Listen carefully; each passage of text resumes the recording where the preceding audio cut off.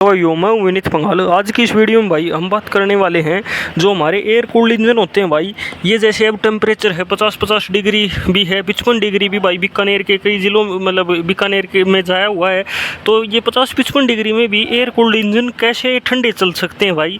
और ना इनमें कोई पानी डलता, ना इसमें कोई कूलेंट होता, ना कोई पंखा होता, ना रेडिएटर, कुछ भी चक्कर नहीं है, ना कोई पाइप वाइप आपको कुछ भी नज़र नहीं आती। तो ये इंजन ठंडा कैसे रहता है, बेसिकली आज हम इसी विषय में बात करने वाले हैं। इस इंजन का लॉजिक समझने से पहले भाई आपको थोड़ा सा साइंस की तरफ जाना होगा। साइंस का एक रूल है कि ज़्यादा हीट कम हीट की तरफ भागती है। मान लो अगर एक उदाहरण के तहत मैं आपको बताऊं तो इस इंजन का 120 डिग्री पर वर्किंग टेम्परेचर है, जिस पर जाकर इसका इंजन बहुत बढ़िया से काम करेगा।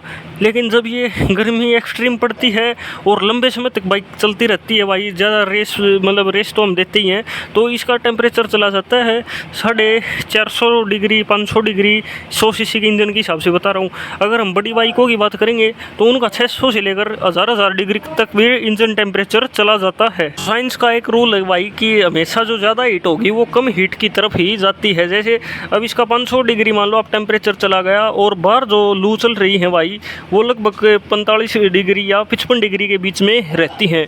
तो जो इसके अंदर से जो 450-500 डिग्री टेम्परेचर है वो भी जो हीट है भाई उसके मुकाबले में ये मान लो 5% 10% ही बार जो टेम्परेचर है वो है।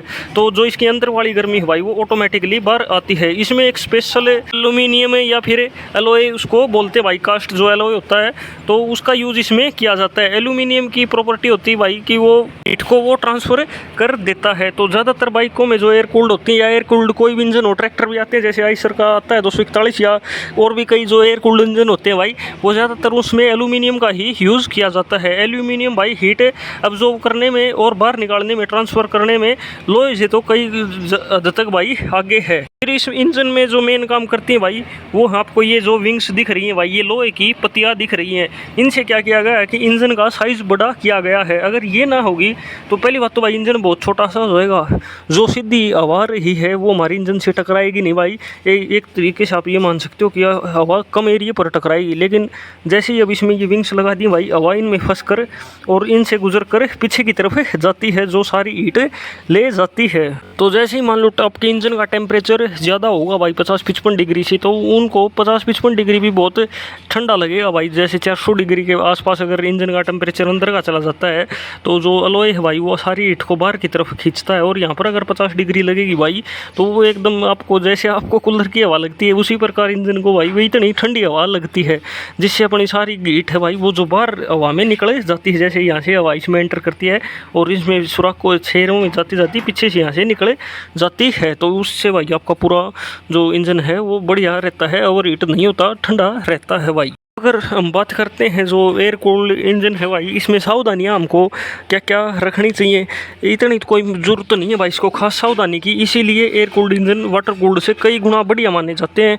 क्योंकि अगर हम इसमें लिक्विड कूल्ड इंजन दे दें भाई तो पहली बात तो उसका टूटने फूटने का, क्योंकि उसमें पाइपें हो जाएंगी बहुत ज़्यादा, कहीं पर रेडिएटर, कहीं पर कूलेंट, उसमें पानी डालो, कूलेंट डालो, उसके पाइप हैं उनकी मेंटेनेंस बढ़ जाएगी। लेकिन इसमें कुछ भी नहीं है, सिर्फ आपको इसमें इंजन ऑयल डालना है। इंजन ऑयल है भाई वो जो कंपनी ने रेकमेंडेड किया है, जैसे इसके लिए W40 है तो इसमें आप वही डलवाओ भाई, W1040 करके जो आता है इंजन ऑयल, वो हर एक इंजन के हिसाब से भाई उसके टेम्परेचर के हिसाब से, उसकी कैपेसिटी के हिसाब से दिया जाता है।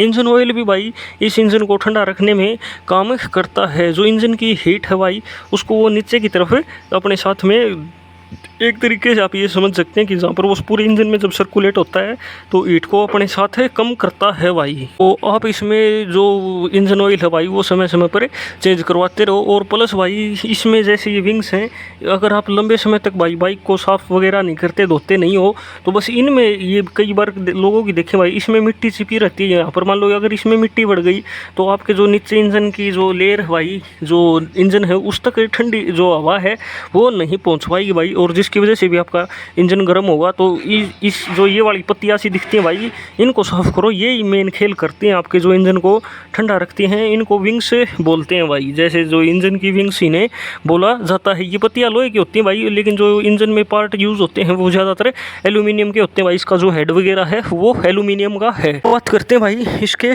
नुकसान की।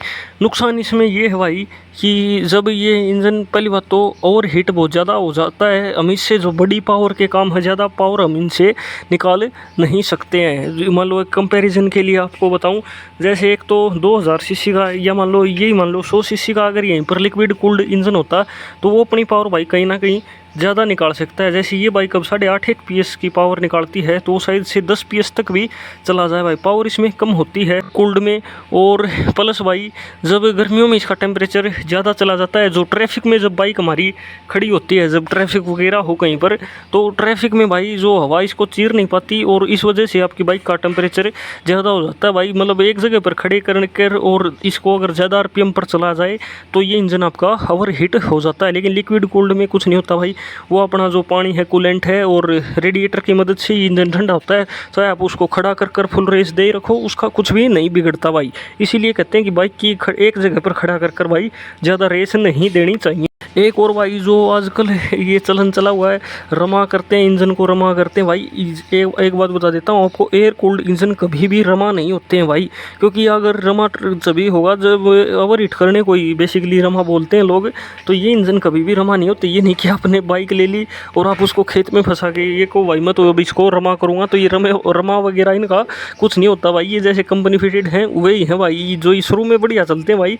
अगर लास्ट तक आप अगर इसको ज़्यादा रोड दोगे तो इसकी जो लाइफ है भाई आपके इंजन की, वो कम ही होगी, ज़्यादा नहीं होगी। ठीक है दोस्तों, यही थी मेरी आज की वीडियो, जिसमें मैंने आपको जो एयर कूल्ड इंजन है वो किस प्रकार ठंडे होते हैं उसके बारे में बताया। अगर कोई चीज़ मेरे से छूट गई हो भाई तो वो कमेंट में यहाँ पे ज़रूर बता देना। यहाँ तक वीडियो अगर देख लिए भाई तो अपने कीमती कमेंट ज़रूर कर देना। ठीक है दोस्तों, थैंक्स फॉर वॉचिंग।